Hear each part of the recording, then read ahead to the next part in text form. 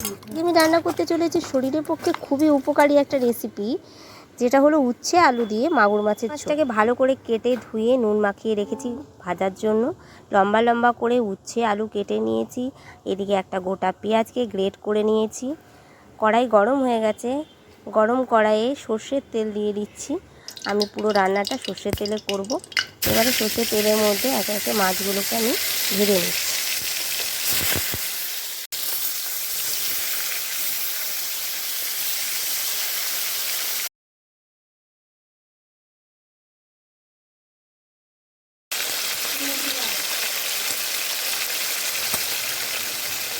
মাছটা ভালোভাবে ভাজা হয়ে গেছে, এবারে তুলে নিচ্ছি।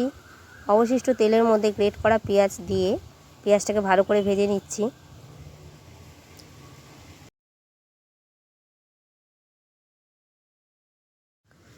পেঁয়াজটা ভালোভাবে ভাজা হয়ে গেছে, এবারে মাছগুলোকে পেঁয়াজের মধ্যে ভালোভাবে মাখিয়ে নেব।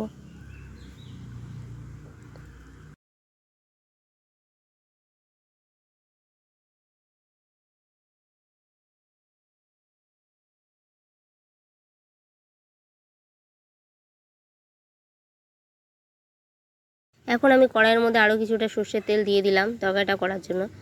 সর্ষের তেলের মধ্যে কালো জিরে ফোড়ন দিয়ে দিলাম। এবার এর মধ্যে কুচি করে কেটে রাখা পেঁয়াজ দিয়ে দিচ্ছি। পেঁয়াজটাকে একটু ভালোভাবে নেড়ে একটু হালকা ব্রাউন হয়ে গেলে এর মধ্যে কেটে রাখা সবজিগুলো দিয়ে দিচ্ছি।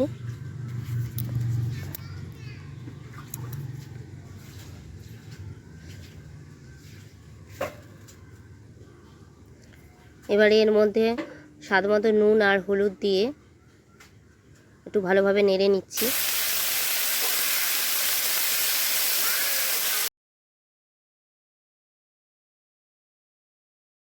তিন থেকে 4 মিনিট ধরে ঢেকে ঢেকে সবজিটাকে ভালোভাবে কষিয়ে নিচ্ছি।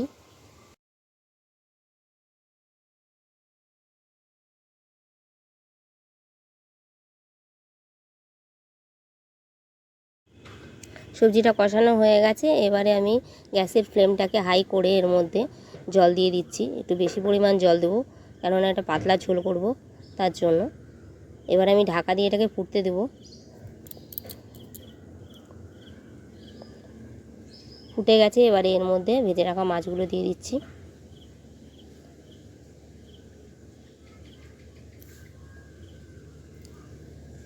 এবারে আমি এর মধ্যে বেটে রাখা কাঁচা লঙ্কা আর রসুন, বাটা রসুন দিয়ে দিচ্ছি।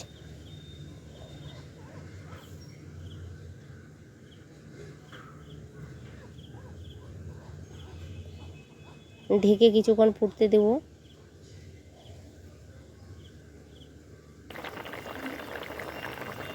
ভালোভাবে সবজিটা সিদ্ধ হয়ে গেছে, তরকারিটা হয়ে গেছে।